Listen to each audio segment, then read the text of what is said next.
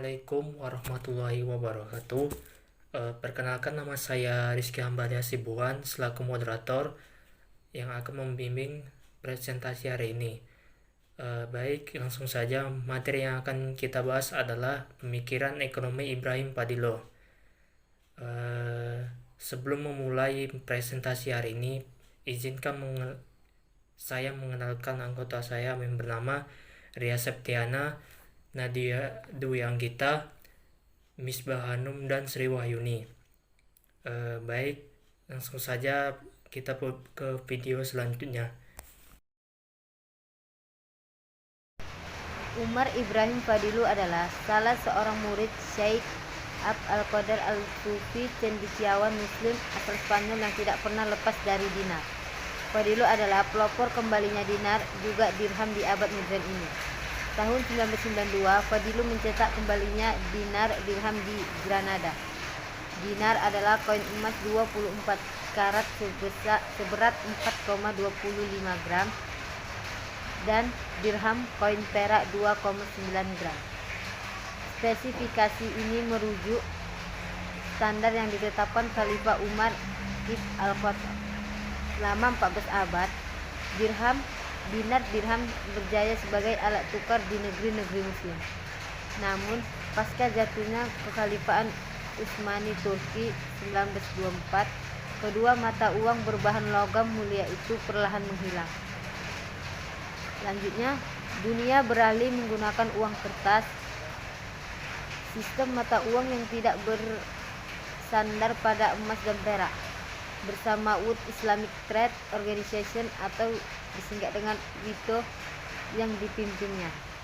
Fadilu gencar memperkenalkan koin dinar dirham ke berbagai kalangan, termasuk menemui berbagai pimpinan di dunia. Fadilu adalah sosok di balik promosi dinar yang kemudian mendapat dukungan dari mantan Perdana Menteri Turki Necmettin Erbakan, Raja Hasan II Maroko, dan mantan PM Malaysia Mahathir Muhammad.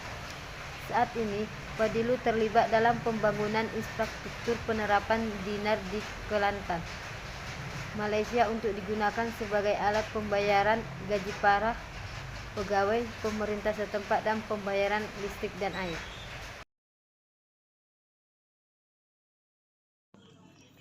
Secara historis, kita dapat mencermati bahwa pemikiran ekonomi Islam modern di dunia muncul sekitar tahun 1970-an. Artinya, pemikiran ekonomi Islam modern lebih dulu muncul dibandingkan dengan pemikiran ekonomi yang digagas oleh dinaris.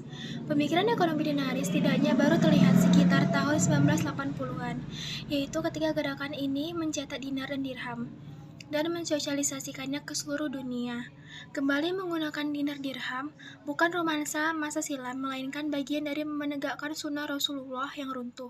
Dinar dirham adalah rahmat Islam bagi dunia. Sebaliknya, uang kertas adalah sumber malapetaka bagi bumi dan umat manusia. Menurut Fadiloh, penggunaan uang kertas adalah mesin utama tegaknya kapitalisme di dunia saat ini. Fadiloh telah menulis sejumlah buku tentang dinar dirham dengan segala aspek yang melingkupinya. Menurut Fadiloh, kapitalisme dalam perspektif Islam adalah berarti riba atau usuri, dan Islam tegas mengharamkannya. Praktik riba sebagai doktrin utama kapitalisme di era modern ini terjelma melalui penciptaan uang kertas atau fiat money.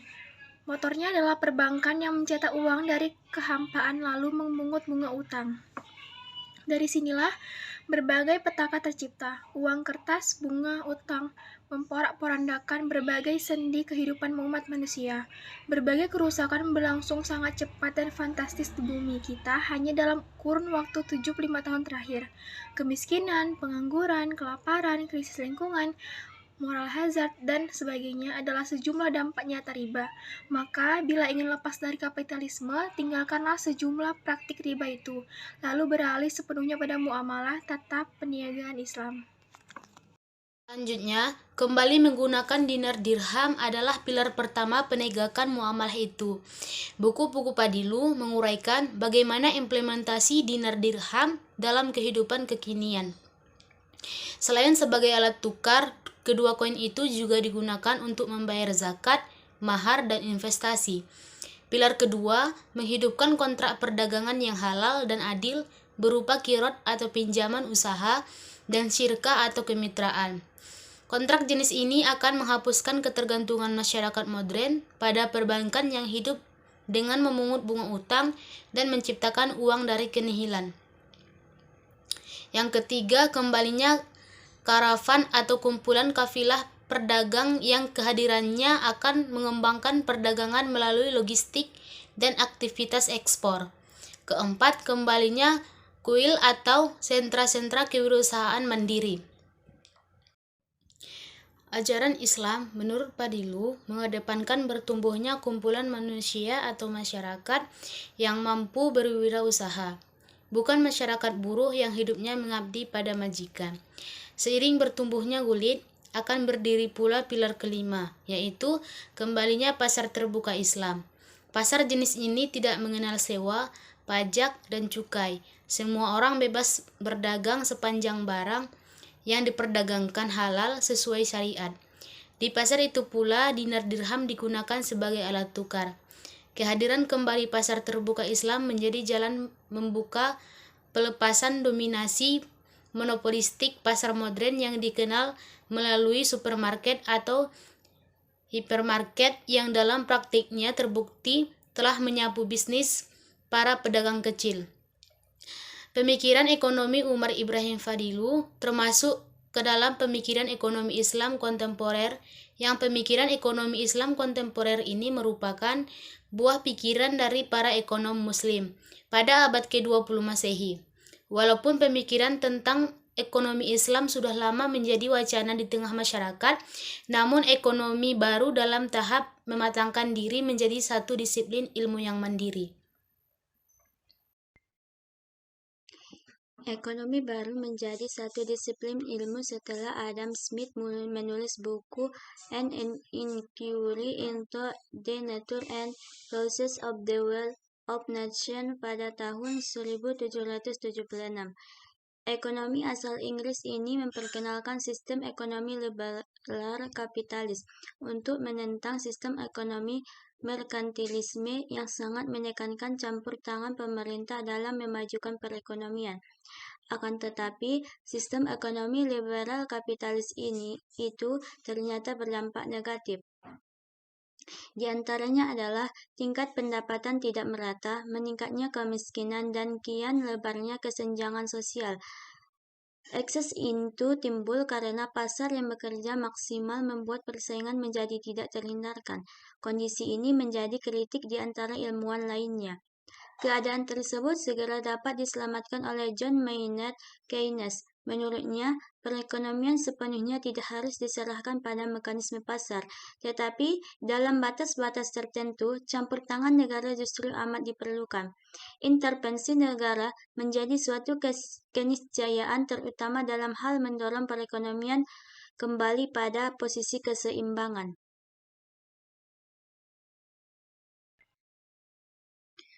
Kesimpulan materi kami yaitu di dalam buku Sultania, Fadillo menyebutkan bahwa salah satu penyebab krisis ekonomi adalah fenomena pasar keuangan yang menerapkan konsep ribawi, sehingga memungkinkan seseorang mendapatkan keuntungan tanpa adanya iwad atau ganti. Ia menyebutkannya sebagai ekonomi spekulatif yang besaran uangnya 100 kali lebih besar dari ekonomi real. Dari penjelasan inilah latar belakang munculnya pemikiran ekonomi dinaris yang juga memiliki kesamaan dengan latar belakang yang mempengaruhi munculnya ekonomi Islam. Ekonomi Islam muncul setidaknya dikarenakan adanya paradigma bahwa sistem kapitalis terbukti gagal mensejahterakan manusia, terutama negara-negara Muslim. Pemikiran ekonomi Islam kontemporer ini merupakan buah pikiran dari para ekonomi Muslim pada abad ke-20 Masehi. Walaupun pemikiran tentang ekonomi Islam sudah lama menjadi wacana di tengah masyarakat, namun ekonomi baru dalam tahap mematangkan diri menjadi satu disiplin ilmu yang mandiri. Peradaban di seputar masalah ekonomi tersebut mendorong kita untuk menelaah kembali ke sejarah Islam klasik. Demikian tadi presentasi kelompok kami. Saya selaku moderator mohon maaf atas kekurangannya. Dan terima kasih. Wassalamualaikum warahmatullahi wabarakatuh.